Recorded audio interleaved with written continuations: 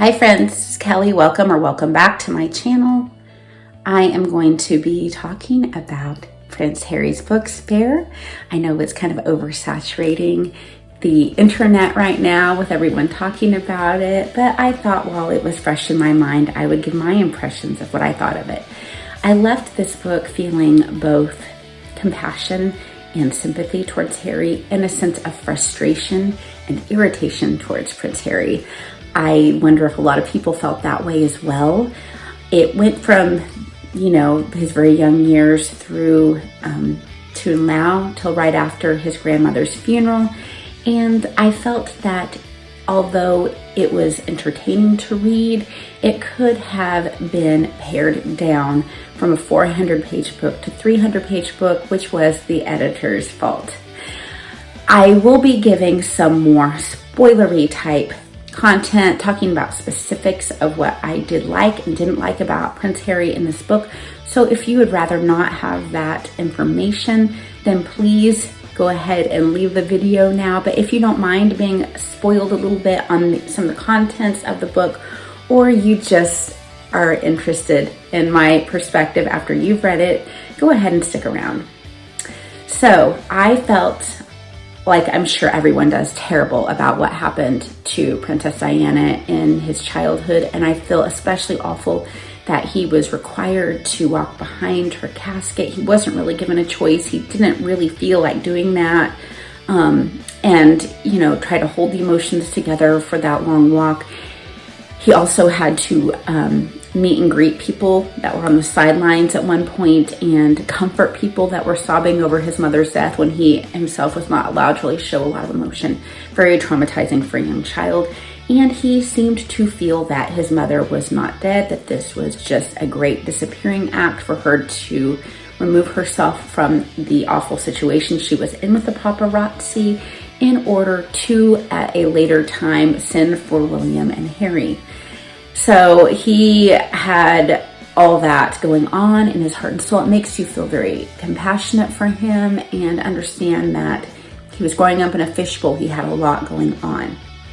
Also, at boarding school, I was very disturbed that the matrons actually bathe them, like when they're like preteen boys, like you graduate from the matron giving you bathing assistance when you're 13. Now, I'm sure nothing like very private is being washed by them, but they're in tubs and their hair is being washed. And I just want to know, is this real? Does this really happen? Things that I also felt compassion liked about Prince Harry is his military experience and his willingness to really put himself in harm's way for his country. I think that caused him some post-traumatic stress, but he really enjoyed being a soldier. And he really loved serving his country, I believe. It helped him feel a little bit more like a normal person, although I think he is not quite telling us everything about how not normal it was. I'm sure there were a lot of things that were a little bit different for safety reasons for him. So I was worried, though, that he told how many people that he killed, because I'm sure the Taliban probably already knows this information, but it just made me worried that he or his family could be a target from releasing that information. Let's get on to the things that I felt were unnecessary and irritated me and frustrated me about him.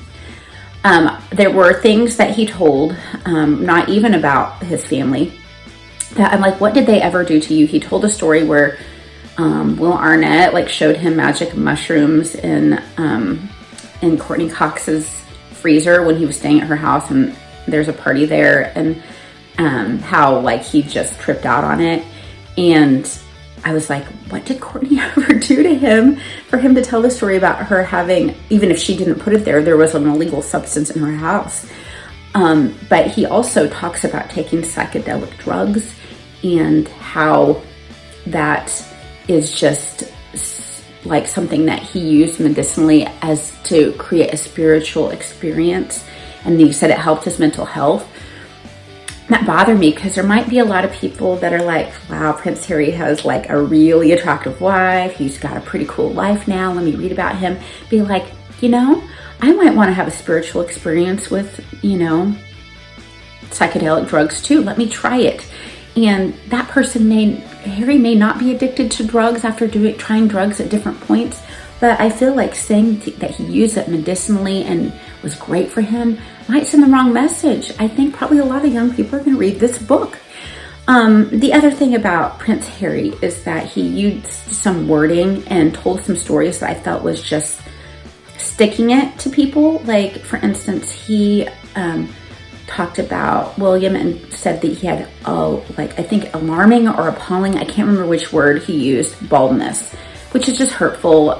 He told a story about how, he was William's protector and, almost like, shouldn't he be embarrassed that he wasn't my protector? I think it was just trying to it felt like it was just trying to cut William down as a man.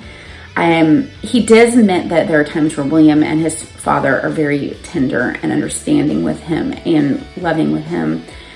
His dad didn't give him many hugs as a kid, and I don't mind him saying that, but I think that they have their own way of affection. You see, like the kiss, thing that they do, and he may not be a big hugger, but I've seen him show physical affection to his family. So I don't know if that was just to kind of get some attention or not.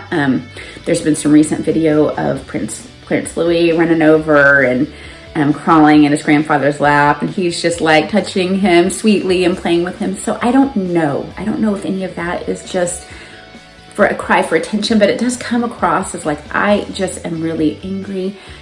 I wasn't sure if he should have shared this story, the famous story of Kate in the bridesmaid's dress, that Kate apparently made Meghan cry. Meghan was going through a really hard time with her dad at that point. That wedding was about to happen, and Princess Charlotte's wedding dress didn't fit.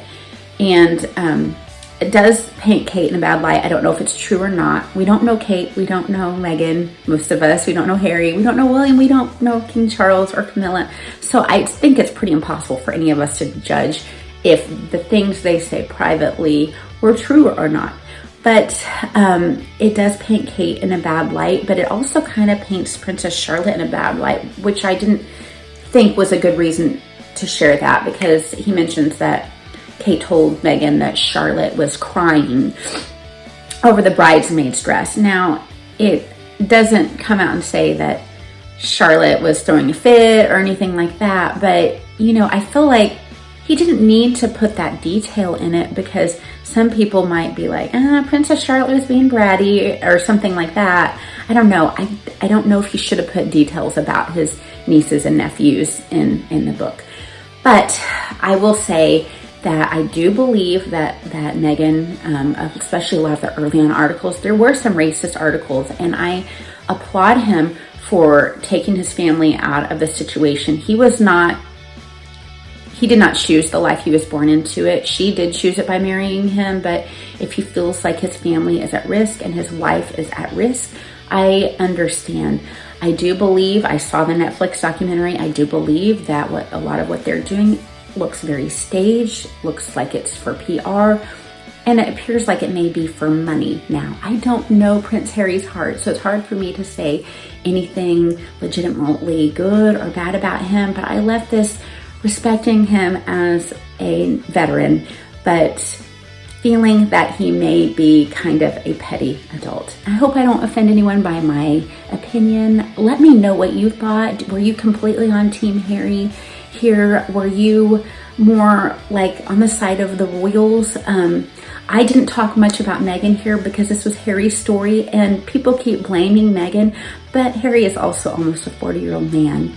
So I think that he bears a lot of responsibility for any choices that he has made here.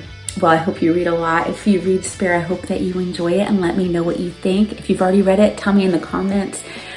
Do you have a feeling of whether you'd like the book or not like the book if you haven't read it yet? Take care, read a lot. Bye-bye.